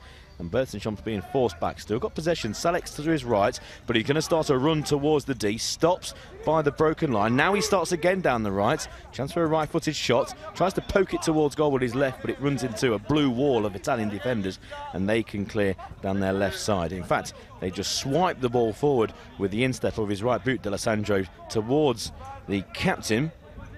who's just come onto the field, the Italian number 9. He's beaten by Ardairs, who's up to the edge of the D, can't get a shot on goal, and it runs forward to the goalkeeper. I think he just got excited there, normally a defender, and he found himself on the edge of the D and just swung a boat at it and didn't make contact with anything. It's D'Alessandro, the Italian captain, takes a shot from just inside the broken line. It's stopped by the defence, and then it's poked towards goal and wide. Another shot that doesn't find the target, and that's been the theme of this game so far. Shots raining on goal from at both ends, but none of them really being on target. There was one save in the first half where Bonaire tipped an effort by Pauliobo onto the post. Good play by Bertinchomp in the centre circle, goes to ground and shouts in agony, but nothing given. He gets to his feet straight away. Salek on halfway for Belgium. On the right kickboard, he's got D'Alessandro behind him, two of the more senior members of their respective squads, and Salek comes over halfway, stopped by D'Alessio. It's quite tight and a bit scrappy at the moment. D'Alessandro now breaks clear down the left across the broken line, comes towards a more central position, tries to shoot with his right foot, and again that goes out harmlessly for another goal kick. In fact, it just touched Van der Spoor's left boot, and it will be a corner to Italy on the right in the sun here in Berlin. Halfway through the second half, and it is still goalless in this 7th place game. Remember, Germany against Turkey, 7:30 local time here in Berlin for 5th place, and then qualification to that World Cup. And then tomorrow, well, it's finals day. We've got 3rd, 4th place playoff, and then the final at 5 and at 7:30 respectively. Pauliobo takes the corner, goes down the kickboard on that right towards the broken line, loses control of the ball, and he's tackled quickly by Salek. Salek loses back to Pauliobo, who drifts inside. He's going back towards the halfway line, but he still has possession. Now he's running towards the D on the left. Chance for a left-footed shot, but he's forced wide by Adair, and it runs out 4. It will be a goal kick to Belgium, and the all-in-yellow Bonaire, who has made a really good save. He's got a black headband on and a hair in a ponytail. Christophe Ardairs on the left, switches play to the right over halfway to find Bertinchomp. Crowd in front of me taking cover from the sun, actually using umbrellas and also a jumper on top of the head. D'Alessio over halfway, in with a bold head actually. D'Alessio tries to go past the final player, and it just runs into the goalkeeping square, swings the boot at it and makes connection with the goalkeeper Bonaire, who's holding his right leg. And D'Alessio is being warned now by the referees. A little bit overexcited there, got into the goalkeeping square and then swung a boot. He's going to be given a yellow card.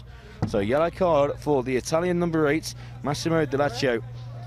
And it will be signified to the bench as well. Yeah, dangerous moment. You need to be very brave to be a goalkeeper. Prime example of the fact of a player bearing down on goal. The ball's too far in front of him, so it's not going to go in the back of the net, but he's going to carry on his run and then at the last moment try and swing a boot at it and quite often catch the goalkeeper. So a yellow card to Massimo D'Alessio. 10 minutes to go, still goalless, 1 team foul each, and a substitution for Belgium. Coming on is Alexander Vespers, their main attacking threats. Coming off will be the number 7, Bertinchomp, Jean-Michel Bertinchomp. Number 7, out, number 18.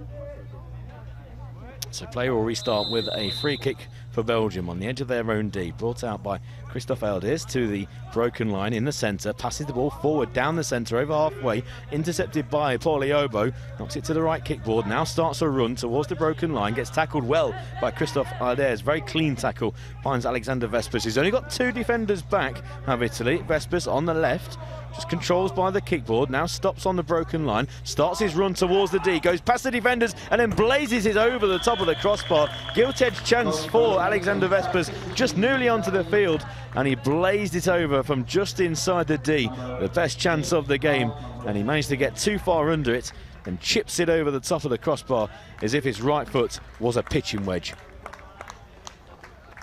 Substitution for Italy. D'Alessio comes off, and coming on is number 6, and that's Nicola Maro. So play will restart on the right-hand side with an Italy ball, and Lamacchia just assesses his options, then balls it down the left-hand side, bounces a couple of times before it reaches halfway, and Mauro on the left comes inside, very slowly indeed, everyone back for Belgium. Mauro tries to worm his way past Vespers, gets down the left side of the area, gets the fortuitous break, gets the shot away with the left foot, and hits it again towards the near post. It's been the story of the game so far, and it goes out of play to Adrian Barnes' right-hand side. He then balls it down the right channel along the kickboard, not controlled by Vespers, and Lamacchia now has it down the other end. Overarm throw towards the right. Ayobo stood on the halfway line, hugging the kickboard. He had his back to goal, and Vespers immediately comes onto the scene. Ayobo's initial control was pretty poor as Ayobo tries to keep possession. Both players wearing very traditional black trains, it has to be said. Ayobo goes down under the challenge of Vespers. The ball's still not moved, and the referee's going to have to intervene soon. He does, and he gives a free kick in favour of Belgium. Ayobo there keeping the ball for far too long. It'll only be a personal foul against the number 7 for Italy. However, a set-piece opportunity nonetheless for Belgium in this very tight affair with 9 minutes to go and the game still goalless. The third personal foul of the game for Paul Ayobo, and Vespers just currently doing his right lace at the moment before he takes this free kick. It's right next to the kickboard on the far side, the Belgian left, and a couple of feet over the halfway line. So the arms being raised by the referees to indicate the indirect free kick and the personal foul as well. And Isla just taps it forward for Vespers to run at De La Sandro, who's very loud in his calls for Voy, and he wins the tackle as well. He's just as vocal with his feet, comes over the halfway line, slowly plods forward towards the back three for Belgium, who stand off him. He gets a right shot away, and it's straight down the throat of Bonya, who can gather it up and throw it down the right, past the halfway line. It's a collision between Vespers and Ayobo, and it's Vespers coming out on top, manages to get the ball in the corner on the far side, the Belgian left. He then retreats back towards the broken line due to the pressure of Ayobo, tries to get round him for a second time on the outside, does as well. Vespers in a more central position now, trips under the challenge of De La Sandro, the Italian captain, and that will be a free kick for Belgium and a third team foul of the second half for Italy, and they are slowly beginning to tot up now, and Van der Sport has come across to take this free kick, and he's got one hell of a strike on him after myself and Pete saw him in warm-up before this game. There was one point where his own goalkeeper Bonnet was ducking out of the way of the ball.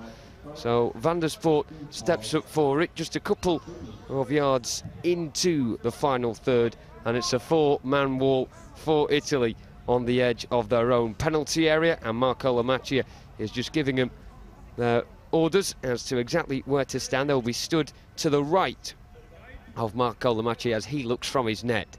So Vespers is stood behind Van der Sport. It's a 4-man Italian wall. Everyone else back for Belgium in their own half. So just Vespers and Van der Sport tasked to fly this one into the back of the net. The post being tapped behind the goal by Damien Pourbat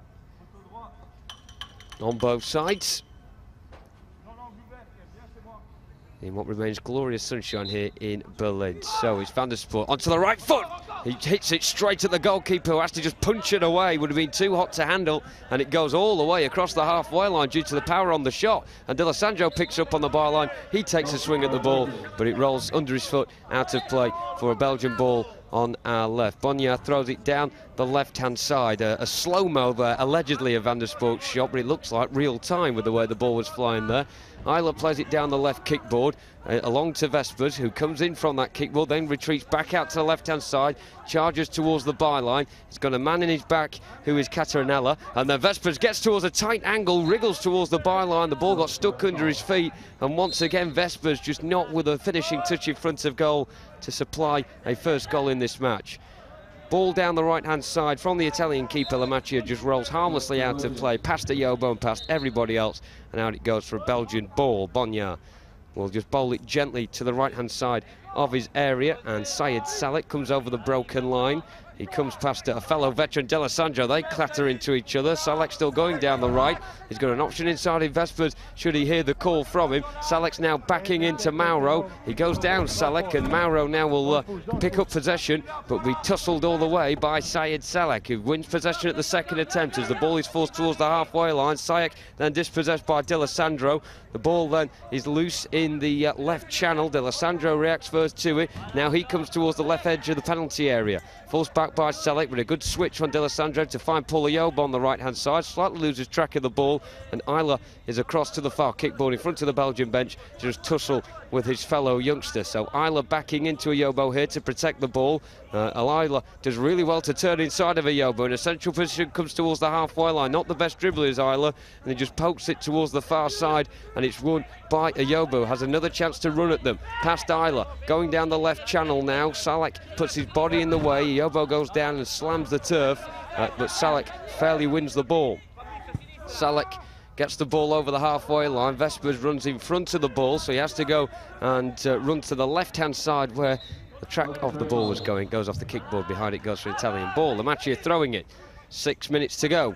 D'Alessandro back to goal on the edge of the centre circle inside the Belgian half. It goes through his legs, and Selleck is there on hand to win possession. Good dribbling over the halfway line from the 49-year-old before playing it inside for Vespers in a central position. The ball surpasses his foot, so he has to go to the far side to scramble the ball back, but it's Ayobo there first. Ayobo trying to get the ball outside of his defensive zone. Vespers manages to pick up possession though. He's got his back to goal, tight on the left kickboard, on the far side as we look in front of the Italian bench. Vespers trying to roll on the outside of Ayobo, but Ayobo is having absolutely none of it, and he can actually stride away with possession over the halfway line, stands on the ball, so momentarily he's had his momentum stop, but then he picks the ball up again, darts down the left side of the area, shot left-footed low towards the far corner, blocked at the first attempt by Selleck, who was right in front of him, squirms over the halfway line, and the slow pace on the ball is easy for Vespers to control at the other end. He tries to march into a central position in the area, tries to stab a right foot at it, but it goes harmlessly through to the goalkeeper, who throws it to the right, and Ayobo just over the halfway line. End-to-end finish to this match. Ayobo on the right corner of the centre circle, then starts to charge forward. Salek's in front of him, a line of 3 Belgian defenders in his way, and Salek, the first of them, can clear it down the left-hand side, bounces off the kickboard into the pass of Vespers. He's got 2 blue shirts around him, tries to go inside of Mauro, then theatrically jumps to the floor does Vespers, but the ball was won fairly by Mauro, just turns into his own teammate Ayobo. A bit of fatigue coming into this game, of both sides conclude their championships looking as if they're going to penalties. Mauro coming towards the left side of the area, turns now with his back to goal. Salek in his back. Salek had a good game today, and Salek brings down Mauro, then trips over Mauro as he tries to get back to his feet. They both shake hands, and Isla marauds over the left-hand side. It could be a 2-on-1 in Belgium's advantage if they play it right. Isla goes for a shot. He should have passed to the left, and Vespers do get a deflection on it from Catarinella, who was the only outfield player back for Italy, and it will go out of play for a Belgium corner. A substitution coming up for Belgium as well. Vespers going off, and coming on is Burton Sean, but it is the Belgians with a corner far side there left. 4 minutes and 10 seconds remaining of this 7th placed playoff game between Italy and Belgium. Goalless here in the sun in Berlin, and it's going to be a Belgium corner from the left. Substitute comes on Bertin Schom along with Van der Spoort over to take this corner. 2 players back. Ideas just discussing tactics with his goalkeeper Bonaire away to our left. Lamacchia at the other end, the goalkeeper, is lining up a 2-man wall with the runner looking to be Paul Ayobo to then close down this corner. D'Alessandro, the captain, is in a more deeper position, central inside the D. Van der Spoort with an arch run around to a more central position. Chance for a right-footed shot, but just loses control of the ball. He's trying to back into the entire Italian team at the moment. He's inside the D. Chance for a turn and a shot, but again, just an Italian boot pokes it up to halfway. Van der Spoort still running back to halfway. Lovely back heel, and then runs into his opposite number 9, D'Alessandro. Now Paul Ayobo goes over the halfway with the ball, running towards the broken line. Past that left-footed shot wide of the left-hand post. A real chance for Paul Ayobo, who managed to nick the ball off Van der Spoort's toes in the centre circle, and then made a lovely run towards goal, but a left-footed shot wide. Long throw down the left, goes straight out for a goal kick to Italy. Lamacchia underarm throw down the left to find Mauro on halfway. Controls, number 6 for Italy, over halfway on the left. He's going to square it for Paul Ayobo, or go himself. He decides to go himself down the left, falls to the ground again, very theatrically. Nothing given, says the referee. It's down in the far left corner for Italy, and it runs towards the goalkeeper, who goes down onto one knee and picks the ball up in his goalkeeping square. Overarm throw down the right off the kickboard for Belgium. Well collected by Bertin Schom, who comes towards the central position, now starts his run towards the D. Missed kick with his right foot, tries again, slides in, and it goes wide of the right-hand post. And well, if it connected with that, Jono, I think it might have gone so far, it would have hit the ruins behind the goal of the train station. So on the left-hand side, Mauro over halfway, runs into Salek. Salek's had a wonderful game at the back for Belgium, it has to be said. Mauro certainly meeting Maldeney's match here, and Salek comes up with the ball towards the halfway line and then just sort of loops it to the right. Bertensham with his back to goal turns into Mauro as he cuts inside from the right, then he has to laterally run across to the left kickboard to pick up the loose ball. He does so as well, gets inside of a Yobo this time, looks very tired. Bertensham running down the centre past Mauro, Cardinella, and then pokes one towards goal as he slipped on the left corner of the goal area. He missed the shot with his left foot, but he instinctively went with it with the outside of his right instead while he was on the ground, but he pokes it wide of the far post of Marco Lamacchia's net. The ball just threateningly rolled past the face of the goal. A good effort from Bertensham the second time around with the right foot, but he stabs it wide, and that would have been a great instinctive goal from Bertensham had he got that in. Fabrizio D'Alessandro is replaced, the captain, by Massimo Delaccio. As we come to the final 2.5 minutes, is that the final time we see Fabrizio D'Alessandro in a major international tournament for Italy. Delaccio bursts down the left side of the area, overruns it however, and Bonnier has the ball, bowls it down the right channel for Bertensham. Good first touch, a bit too heavy though, as he tries to run onto it as a diagonal touch that went towards the left side of the area, but it rolls out of play for Italian ball. So the coaches just making their first, or should I say the final changes of these championships now, with Vespers replacing Christoph Eiler. Not very experienced with Christoph Eiler, but he's put in a good shift today, replaced by Vespers, who certainly deserves a goal for his efforts in this match. Lamacchia, overarm throw with two hands towards the left-hand side, and Delaccio on the halfway line, comes in from the left, then plays it forward low for a Yobo, but Syed Selek screens the Belgian defence and manages to get there first before coolly playing it towards the left-hand side on a bit of an angle towards Vespers. Mauro's there first, and Mauro facing his own goal at the moment, has Vespers in his back, but Mauro can just coolly turn inside of Vespers, who gets a long right leg in and manages to win the ball on the left corner of the area. He shoots well wide though, hits the kick ball before it goes out on the near side, and at the other end now Italy will begin to attack. Delaccio's first touch slows down a bit of momentum, comes inside, then plants it straight into the midriff of Bertensham, who motors forward on the counter-attack, goes down screaming in pain and overruns it. However, it will be a goalkeeper's ball for Italy. Long throw down the left for Italy, and with only a minute 30 to go, I suppose the next round of substitutions might be to see who's going to be on the field for penalties, possibly. Delaccio in the centre circle, turns his man well. Pauliobo now, central position, past the broken line, edge of the D. Pauliobo with his left foot can't get a shot off because Van der Spoor does very well.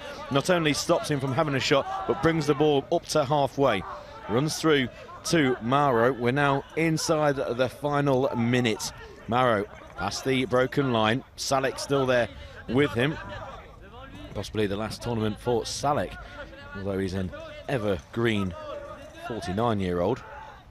Goes to ground though, shouts in pain, nothing given. The ball's in the centre circle and going nowhere quickly at the moment. Bertensham comes across, loses out in a challenge with Delaccio. Delaccio on our near left side by the kickboard on halfway. Time's ticking. Just over 30 seconds remain. Delaccio goes forward, tries to push Salek off. How many times they've played against each other over the years.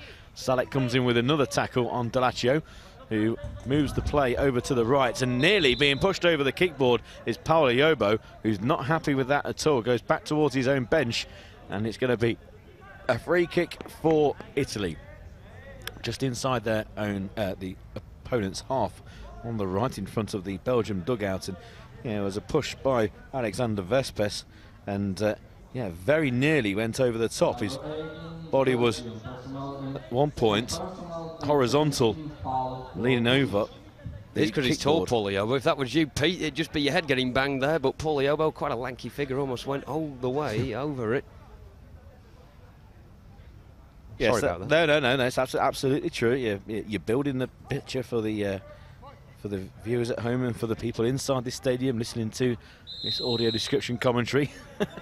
20 seconds to go, and Poliobo runs straight into Alexander Vespers. A bit of revenge there, but he's got the ball on the edge of the D. This could be the last throw of the dice. Poliobo, central position, left footed shot into the back of the net, and the deadlock has been broken. Poliobo, with only 11 seconds remaining, a left footed shot on the edge of the D from a central position high into the top right hand corner. Nothing that the goalkeeper Adrien Bonner can do.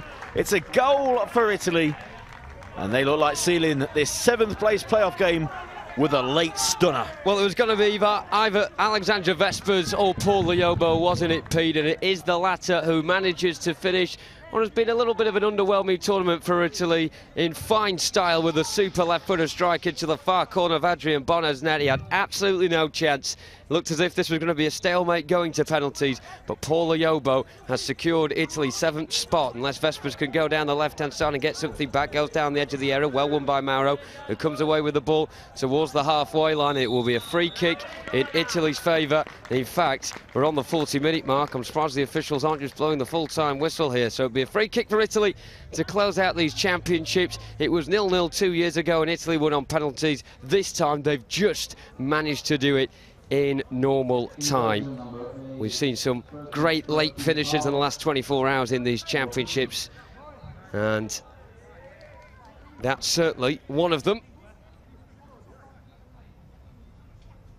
Paul Liobo, with his 5th goal of these championships, gains Italy 7th spot in the Blind Football European Championships 2017. They managed to secure the placing that they achieved in Hereford 2 years ago, but this will be that little bit sweeter due to the fact they did it so late on. Wonder kid Paul Liobo is getting lifted up midway in the Italian half.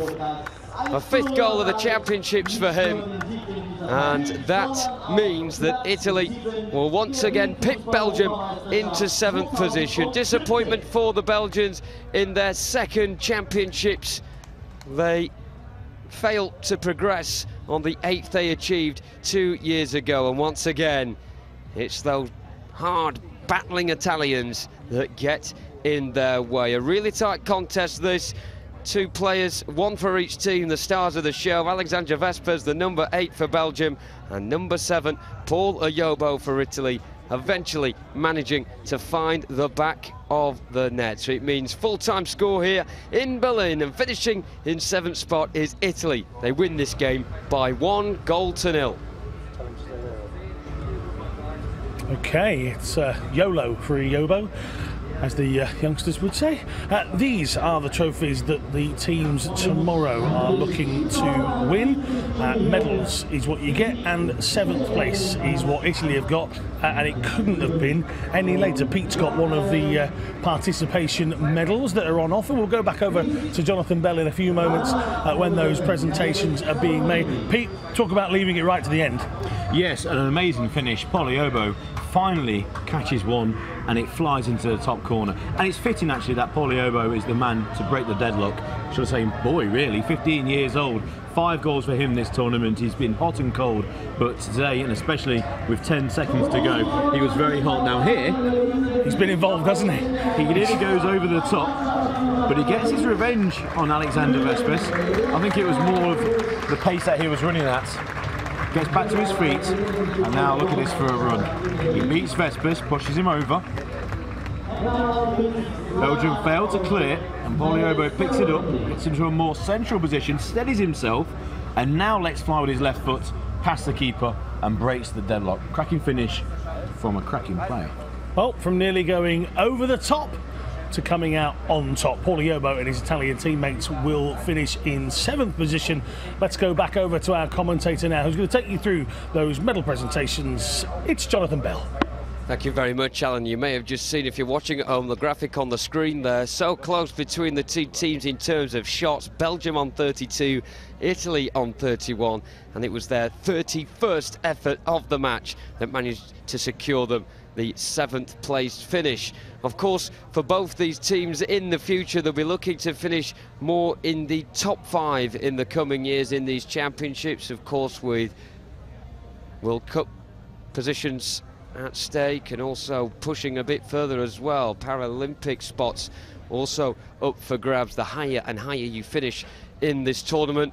But for these two, they do finish in the exact same position that they did 2 years ago. And as for the Italians, it's a poignant finish from Paul Ayobo, who is certainly the star of their future, and after that goal, much the star of their present as well. Sad scenes for the Belgians on the right. Syed Salek, who's certainly been through a lot in his time. He's 50 on New Year's Day, but smiles still from Kevin van der Sport, who certainly put himself about, not just today, but in these championships as a whole, and his physical, bustling presence certainly has been a bright spark in these championships. So mixed emotions, but the Belgians could come away with a smile as well. Of course, they brought us the first ever female player in a major international tournament, with Dorian Cornelis managing to take that honour. But it's the Italians waving towards the Italian faithful on the near side, who will soon be lapping up their medals. But it's the Belgians first who take the medals, starting off with their coach Frederic Jacques Martin. Of course, he may be a bit disappointed that they haven't finished higher than the 8th that they achieved in Hereford 2015, but you have to say it is difficult for a new team coming into the blind footballing world to be able to jump straight away into those middle to high spots in the top 8 in Europe. We found that out with Romania and Georgia. Of course, this has been their first championships, and they couldn't finish any higher than 9th and 10th respectively. So Belgium must hang their heads high, and of course they'll be coming back in 2 years' time, hoping to be able to finish higher in the European standings. A good round of applause for Dorian Cornelis, who I mentioned, the first ever female to play in a blind football international championships, and unfortunately for her, she wasn't able to get on the pitch in this game. More a defensive player, and of course at the end of this match it was all about trying to find the winning goal. The man that did it though was Paul Ayobo, and it will be he and his Italian side now picking up their participation medals, finishing for a second year in a row in 7th position. And of course the Italians, one of the longest running blind football programs in Europe, formed in 1986, and Fabrizio D'Alessandro, their captain, was 15 years old at the time, and it's great to have now a player like Paul Ayobo, who is also at the age of 15, but with the blind footballing world at his feet. He is more than capable of exceeding the heights of his veteran teammate Fabrizio D'Alessandro. There's a lot of funding going into blind football now in Europe, and hopefully due to these championships being as successful as they have, it means teams like Italy will be able to nurture and produce the sort of young talent like this man Paul Ayobo in years to come. He's actually got goalkeeping gloves stuck in his shorts as well. I wonder if they've come from Adrian Bonnard as a token of well done for that strike there, defeating him right at the last with 11 seconds to go. And we mentioned Fabrizio D'Alessandro, who's been there and done that numerous times for Italy, who are mostly an experienced bunch of players. The problem for them is they haven't been able to match the likes of Germany, Spain, England and France down the years.